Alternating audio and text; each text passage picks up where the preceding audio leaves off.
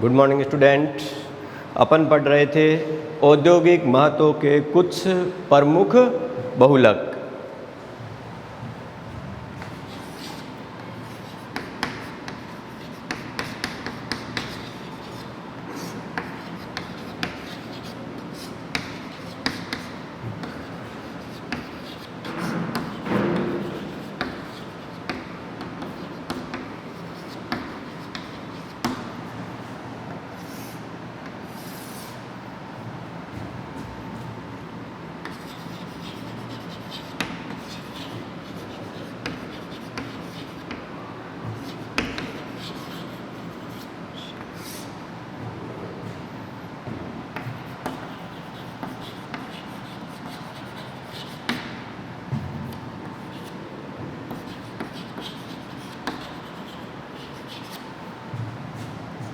सम commercially important polymers. आज अपन next लेते हैं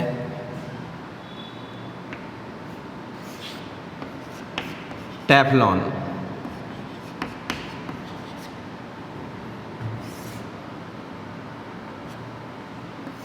जिसको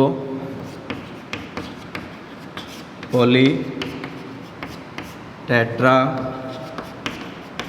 फ्लोरो एथीन या एथिलीन भी कहते हैं। शॉर्ट में इसको PTFE से भी लिखा जाता है।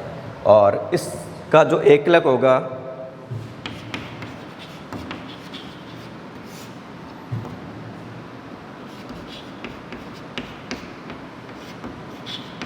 वो होगा टेट्रा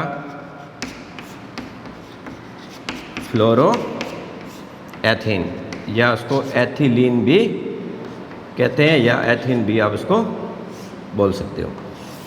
अब देखिए टेट्राफ्लोरो एथिलीन या टेट्राफ्लोरो जो एथीन है, इसका जब अपन योगात्मक बहुलीकरण करेंगे, और ये किस प्रकार का योगात्मक बहुलीकरण होगा? सम योगात्मक बहुलीकरण होगा, और जिससे किसका निर्माण होगा? पॉली टेट्राफ्लोरो एथीन का निर्माण होगा, जिसको अपन क्या कहते हैं? टेफ्लॉन कहते हैं। तो इसकी रिएक्शन देखिए।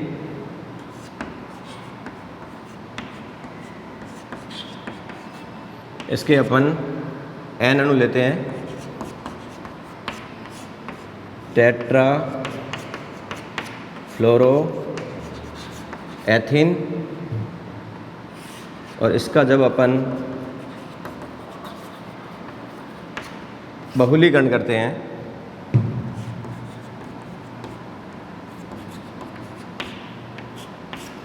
तो अपन को यहाँ पर जो प्राप्त हो जाएगा, इसको अपन कहेंगे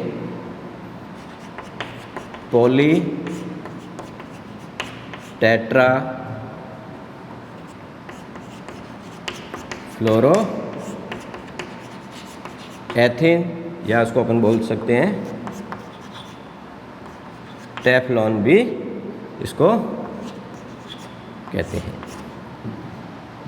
अब देखिए इसका जो यूज है वो कहाँ पर किया जाता है। तो ये जो टेफ्लॉन जो होता है, यह उच्च तापमान के प्रति क्या होता है? स्थायी होता है।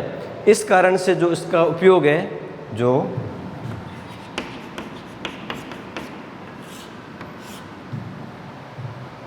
उच्च ताप वाले जो बर्तन जो होते हैं उसके अंदर इसको बनाने के अंदर इसका उपयोग लिया जाए। उस तापमान को सहन करना, जैसे अपन इसको कह सकते हैं नॉन स्टिक कुकवेयर, या इसको अपन कह सकते हैं न चिपकने वाले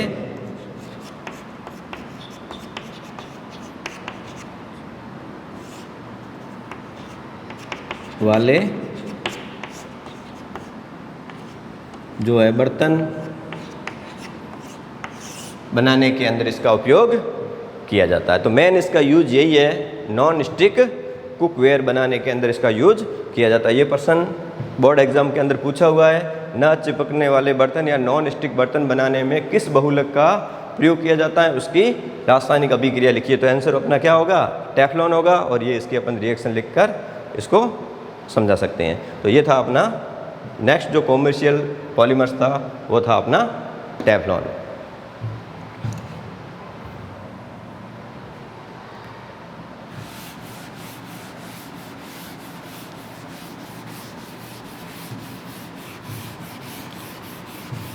इसके बाद में अपन लेते हैं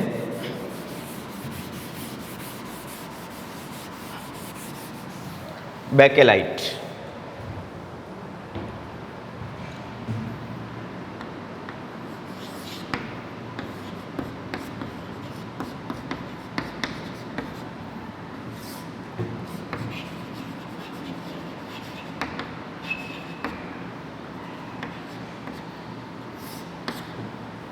बेकेलाइट यह एक थर्मोसेटिंग पॉलीमर है, या इसको अपन ताप दृढ़ बहुलक भी कहते हैं। अब इसका जो निर्माण कैसे होगा, तो इसके अंदर जो एक तो काम आता है फिनॉल,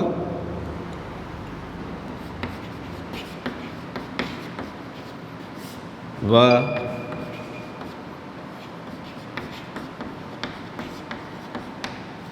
फॉर्मल्डिहाइड। फिनॉल और फॉर्मल्डिहाइड की जो संघनन अभिक्रिया या संघनन बहुलीकरण के द्वारा किसका निर्माण होगा, बेकेलाइट का निर्माण होगा। अब देखिए ये कैसे होगा, अब अपन इसकी मैकेनिज्म या अभिक्रिया को लेते हैं। इसके अंदर देखो बेकेलाइट के निर्माण में सबसे पहले जो फिनॉल है,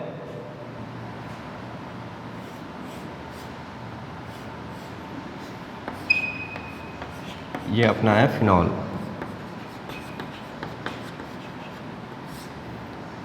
ये अभिक्रिया करेगा फॉर्मल्डिहाइड के साथ।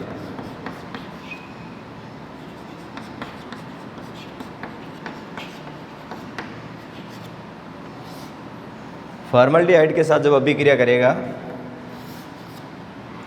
किसकी उपस्थिति में, H+ और OH-, अम्ल या क्षार की उपस्थिति में ये अभिक्रिया होगी। और ये जो अभिक्रिया करके जो उत्पाद बनाएगा,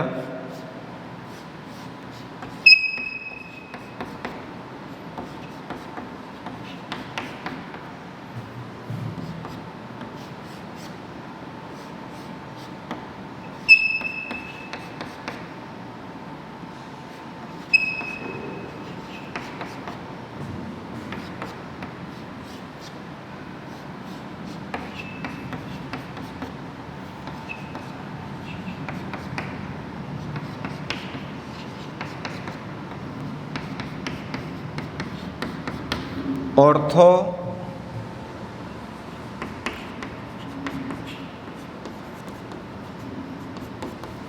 hydroxy Maithil phenol para hydroxy Maithil phenol. Phenol और फॉर्मल्डिहाइड अम्ल या क्षार की उपस्थिति में अभिक्रिया करके ऑर्थो हाइड्रोक्सी मैथिल फिनॉल और पैरा हाइड्रोक्सी मैथिल फिनॉल का निर्माण करेगा। लेकिन अपने जो प्रयुक्त होगा वो इसका कौन सा उत्पाद प्रयुक्त होगा, ऑर्थो। अब ये जो ऑर्थो हाइड्रोक्सी मैथिल फिनॉल है, इसके जब N अणु हैं आपस में अभिक्रिया करके एक सरल रेखीय बहुलक का क्या करेंगे, निर्माण करेंगे, जिसको अपन क्या कहते हैं, नवोलेक कहते हैं, जिसकी अभिक्रिया को अपन इस टाइप से लिखेंगे।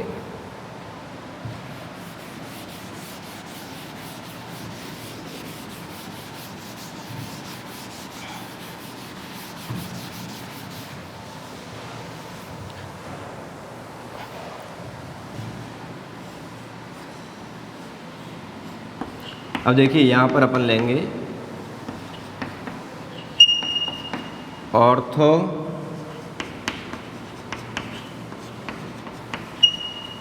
Hydroxy Maithil phenol. इसके अपन कितने अणु ले लेंगे, N अणु ले लेंगे। और इसका जब बहुलीकरण H+ और OH- की उपस्थिति में होगा, तब जो उसके N अणु आपस में जुड़कर एक सरल रेखीय जो बहुलक का क्या करेंगे, निर्माण करेंगे। जैसे यहाँ पर भी क्या होगा, H होगा और इसका क्या होगा, OH होगा। तो इसका H और इसका OH मिलकर H2 निकल जाएगा और ये CH2 समूह इसके श्रृंखलाओं के बीच में जुड़कर एक सरल रेखीय बहुलक का क्या करेंगे, निर्माण करेंगे। जिसको अपन इस प्रकार से लिख सकते हैं।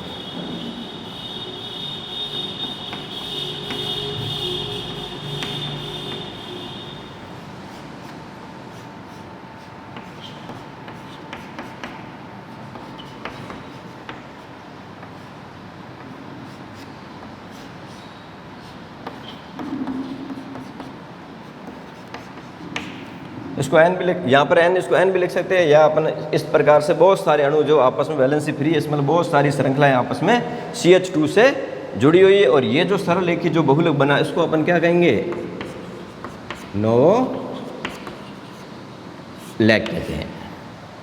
और नवोलेक का यूज है वो परलेप के अंदर इसका उपयोग किया जाता है। तो ये पहले ऑर्थो हाइड्रोक्सी मेथिल फिनॉल जो है, इसके एन अणु आपस में बहुलीकृत होंगे और बहुलीकृत होकर एक सरल रेखीय बहुलक का निर्माण करेंगे, जिसको अपन क्या कहेंगे? नवोलेक कहेंगे। अब ये जो नवोलेक है, ये फॉर्मल्डिहाइड के एन अणुओं के साथ जुड़कर और किसका निर्माण करेगा? संघनन बहुलीकरण के द्वारा बेकेलाइट का निर्माण करेगा, जिस अभिक्रिया को अपन आगे इस प्रकार से लिख सकते हैं।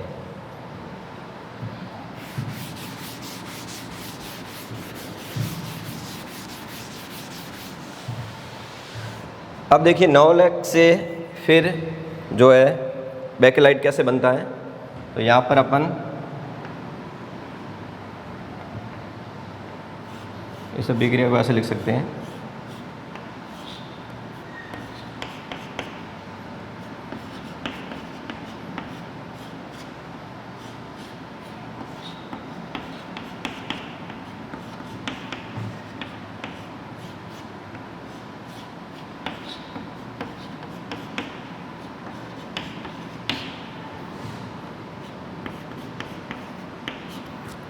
ये नवोलेक और दूसरा अपन इसको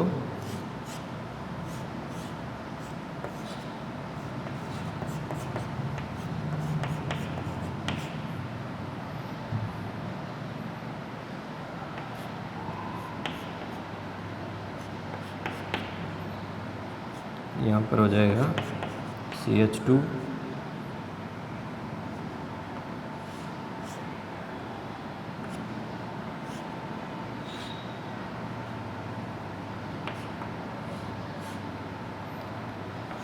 ये हो जाएगा यहाँ पर H, ये फिर हो जाएगा यहाँ पर CH2,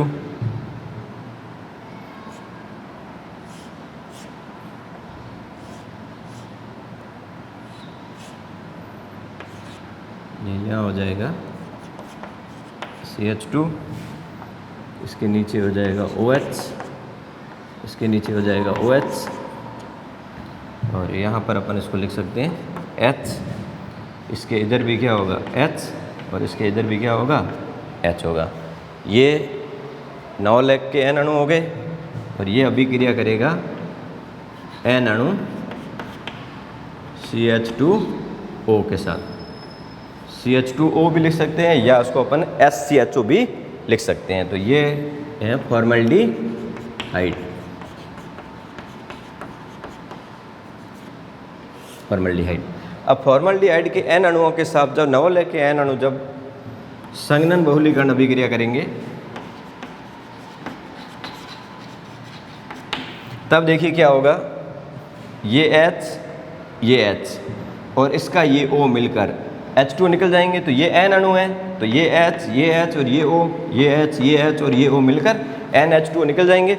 और इन दोनों के बीच में क्या जुड़ जाएगा? CH2 जुड़ जाएगा। और जो संरचना अपन को प्राप्त होगी वो क्या कहलाएगी?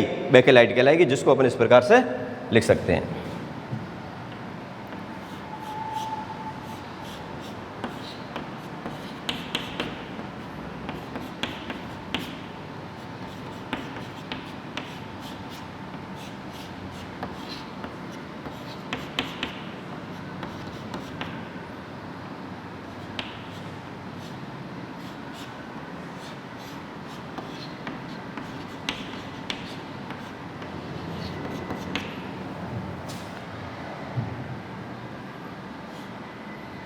ये जुड़ जाएगा CH2 से,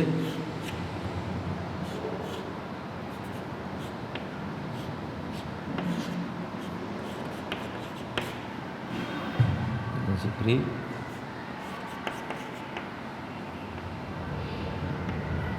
फिर जुड़ जाएगा CH2 से,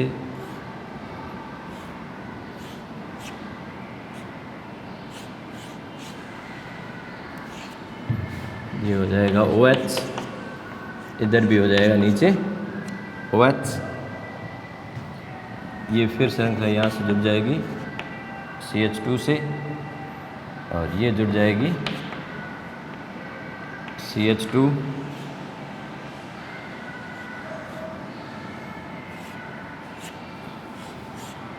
और ये यहाँ से जुड़ जाएगी, और ये हो जाएगा नीचे OH, और यहाँ पर हो जाएगा ये CH2, और ये बैलेंस से फ्री। अब ये जो अपन को संरचना यहाँ पर जो प्राप्त हुई है, ये संरचना पूरी क्या कहलाएगी? बेकेलाइट कहलाएगी।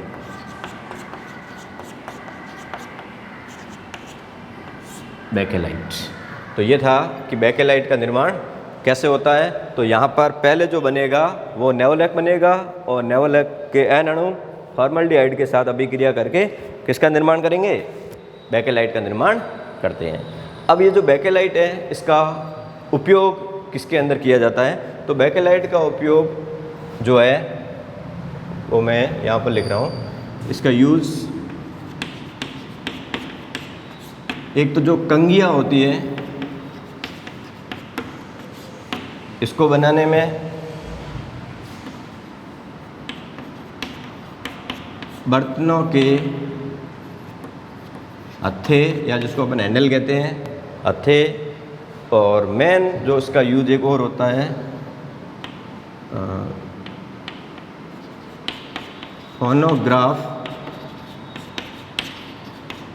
रिकॉर्ड, अभिलेख के अंदर। दूसरा, कंप्यूटर जो डिस्क होती है वो भी किसकी बनी होती है? बेकेलाइट की बनी होती है। और विद्युत जो स्विच होते हैं, इलेक्ट्रिक स्विच कहते हैं जिसको, ये भी किसके बने होते हैं? बेकेलाइट के बने होते हैं। और ये जो संपूर्ण जो अभिक्रिया है, बेकेलाइट निर्माण की जो अभिक्रिया है, इस अभिक्रिया का एक नाम दिया गया है, इसको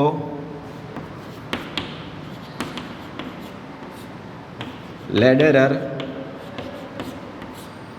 मान से अभिक्रिया भी कहते हैं। तो ये था अपना बेकेलाइट और बेकेलाइट का निर्माण और इसकी अभिक्रिया।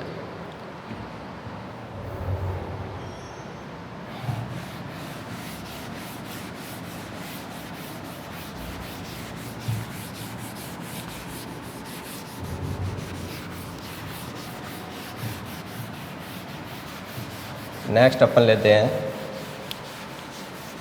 एक वर्ड आता है रेजिन।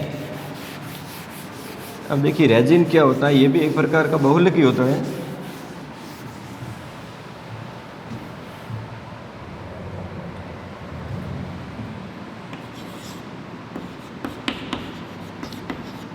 रेजिन, रेजिन जो होता है, रेजिन किसे कहते हैं? तो वे बहुलक जो उच्च ताप पर कठोर और क्या होते हैं? स्थायी होते हैं। उच्च ताप पर जो स्थायी और कठोर होते हैं, ऐसे बहुलक है वो क्या कहलाते हैं? रेजिन कहलाते हैं। क्या कहलाते हैं? रेजिन। अब रेजिन के अंदर अपन दो एग्जाम्पल पढ़ेंगे। फर्स्ट अपन लेते हैं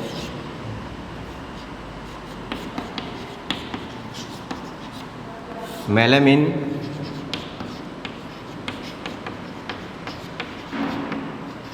formaldehyde, resin. Melamine formaldehyde resin का निर्माण कैसे होता है? तो इसके अंदर एक एकलक इकाई होगी, वो मेलामिन होगी, और एक इसके अंदर क्या होगा? फॉर्मल्डिहाइड होगी। तो मेलामिन और फॉर्मल्डिहाइड आपस में संघनन बहुलीकरण के द्वारा किसका निर्माण करेंगे? मेलामिन फॉर्मल्डिहाइड रेजिन का निर्माण करते हैं, जिसकी अभिक्रिया को अपन इस प्रकार से लिख सकते हैं। देखिए पहले अपन लेते हैं मेलामिन,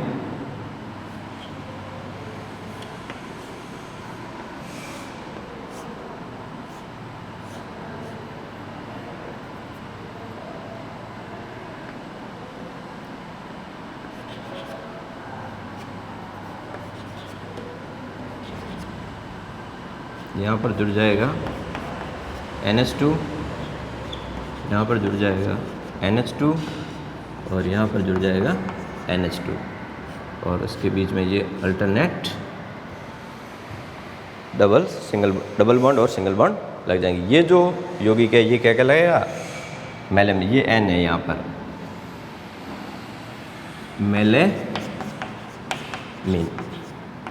अब देखिए ये जो मेलामीन है ये अभिक्रिया करेगा किसके साथ, फॉर्मल्डिहाइड के साथ, SCHO।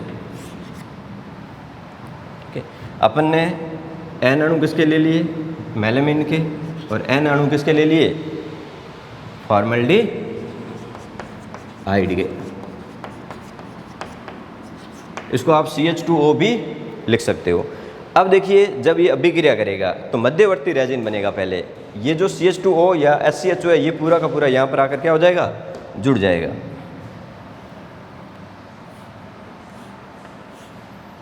और मध्यवर्ती रेजिन का यहाँ पर क्या हो जाएगा, निर्माण हो जाएगा।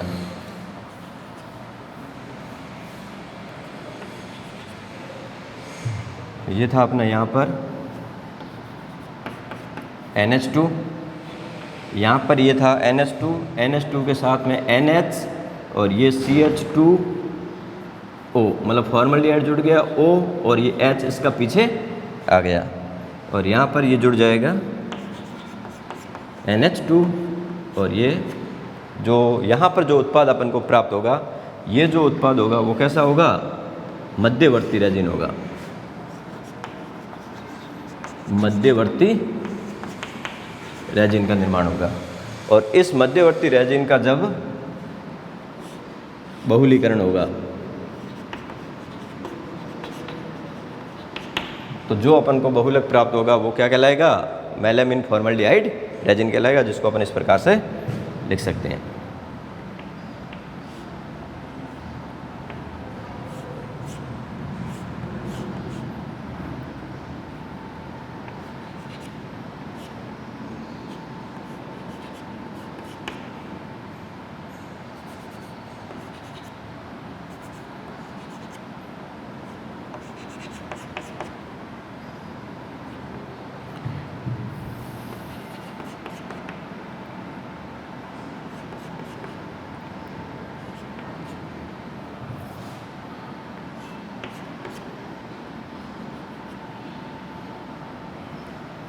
ये जो यहाँ से ये वैलेंसी फ्री होगी इसकी, और इधर से ये वैलेंसी यहाँ से फ्री हो जाएगी, और ये पूरा क्या कहलाएगा, N, और इसका H, इसका OH मिलकर H2 निकल जाएगा। तो अपन यहाँ पर माइनस क्या लिख सकते हैं, NH2 लिख सकते हैं। और ये जो अपना यहाँ पर जो बहुलक प्राप्त होगा इसको अपन क्या कहेंगे, मेलामीन फॉर्मल्डिहाइड रेजिन कहते हैं, मेलामीन फॉर्मल्डिहाइड रेजिन। मेलामीन फॉर्मल्डिहाइड रेजिन अपन को यहाँ पर, अब ध्यान रखना बैलेंसी, ये यहाँ से NH2 का यहाँ से क्या हट गया, एक H हट गया, पीछे क्या बचा, एक H, तो ये रहा एक H। इसका ये NH2 था, एक H हट गया, पीछे क्या बचा, ये NH, और यहाँ से क्या हट गया, यहाँ से ये OH हट गया, इसका एक H हट गया, एक H ये हट गया, और ये जो अपन को बहुलक प्राप्त होगा ये कहलाएगा मेलामीन फॉर्मल्डिहाइड रेजिन। और इसका जो उपयोग जो होता है मेलामीन फॉर्मल्डिहाइड रेजिन का, अभंजनीय बर्तन,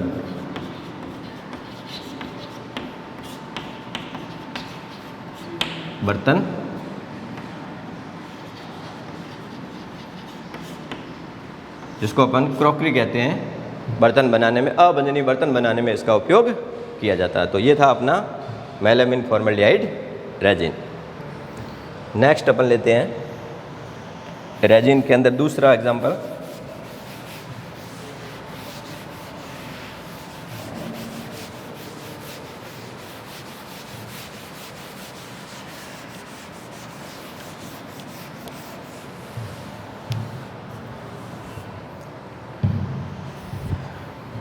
सेकेंड अपन लेते हैं यूरिया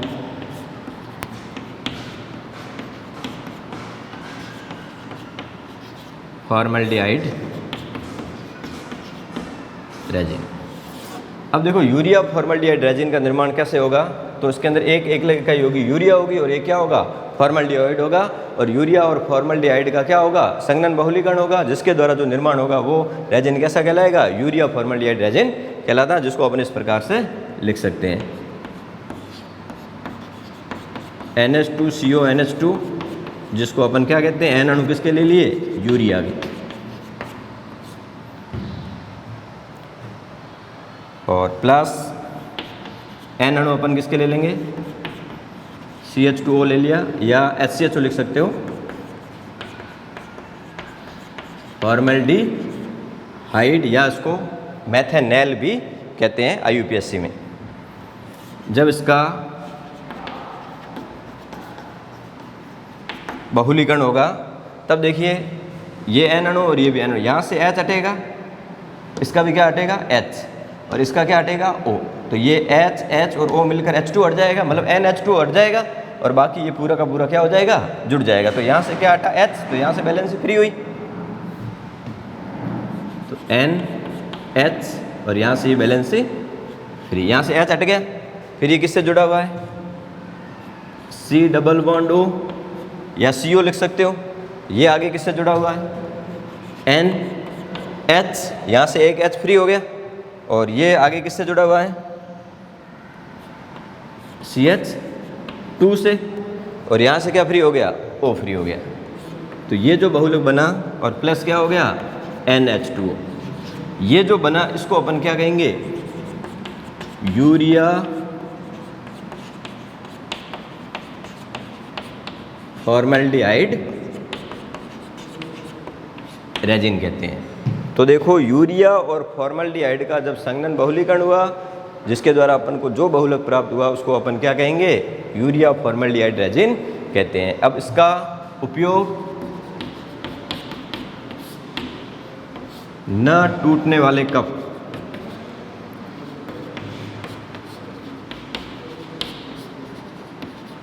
न टूटने वाले कप और पटलित चदरे बनाने के अंदर इसका उपयोग किया जाता है। तो ये जो अपने रेजिन टॉपिक यहाँ पर लिया है, ये जो रेजिन, जो ये दोनों रिएक्शन थी, यूरिया फॉर्मल्डिहाइड रेजिन और मेलामिन फॉर्मल्डिहाइड रेजिन, ये दोनों NCERT से है। अभी RBSc के अंदर ये दोनों रिएक्शन नहीं है, लेकिन ये अपन किस बेस से लिए, NCERT बेस से लिए।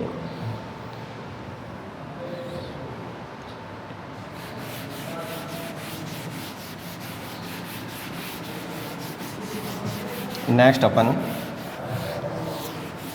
कॉमर्शियल इम्पोर्टेंट बहुलक लेते हैं।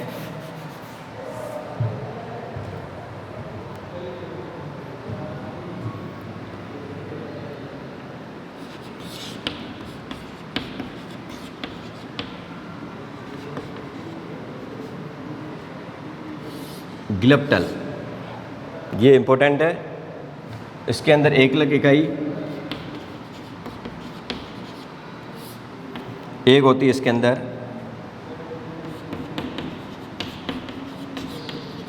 एथिलीन ग्लाइकोल,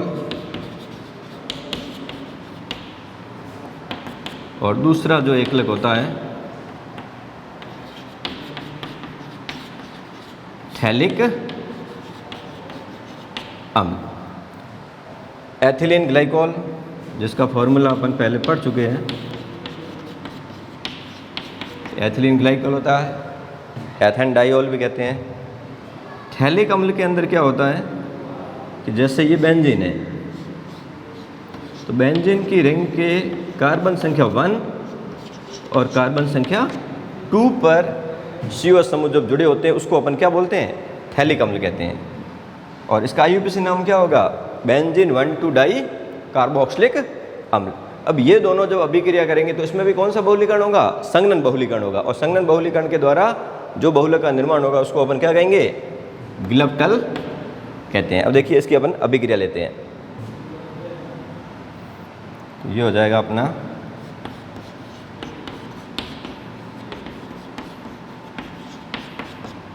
एथिलीन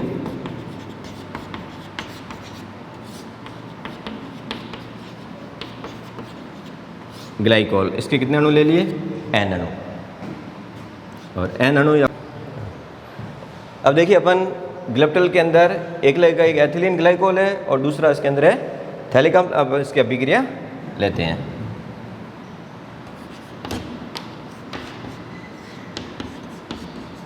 एन अणु अपन लेते हैं एथिलीन ग्लाइकोल के प्लस एन अणु अपन लेते हैं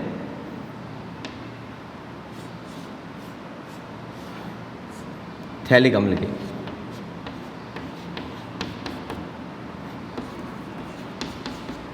जब इसका संघनन बहुलीकरण होगा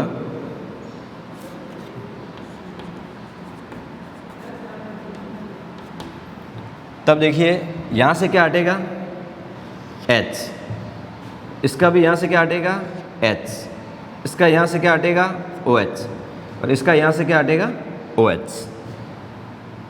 ये था अपना एथिलीन ग्लाइकोल और ये था अपना थैलिक अम्ल जिसको IUPAC कहते हैं बेंजीन 1,2-डाई कार्बोक्सिलिक अम्ल।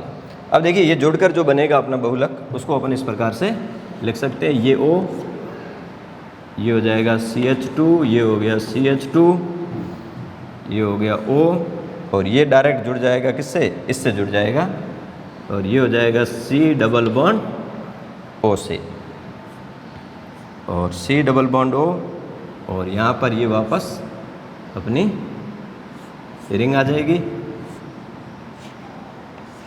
और इस रिंग से यहाँ पर डबल बॉन्ड O और ये बैलेंस से फ्री हो जाएगी। यहाँ से क्या हट जाएगा OH हट जाएगा। अब ये जो अपन को बहुलक यहाँ पर प्राप्त हुआ इसको अपन क्या कहते हैं,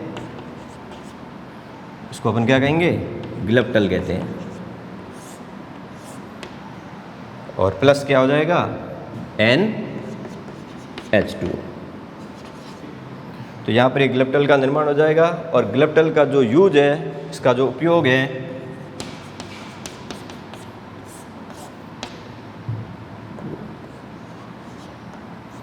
प्रलेप व प्रलाक्स के अंदर इसका उपयोग किया जाता है, प्रलेप व प्रलाक्स के अंदर। तो ये ग्लिप्टल इम्पोर्टेंट है, ये कंपटीशन एग्जाम में कई बार पूछा हुआ है। ग्लिप्टल के अंदर एक लगेगा ये कौन सी होती है या किससे मिलकर बना होता है, ये प्रश्न कंपटीशन एग्जाम में पूछा हुआ है और ये भी अपने किस बेस से लिया है, NCERT बेस से लिया गया है। थैंक्स।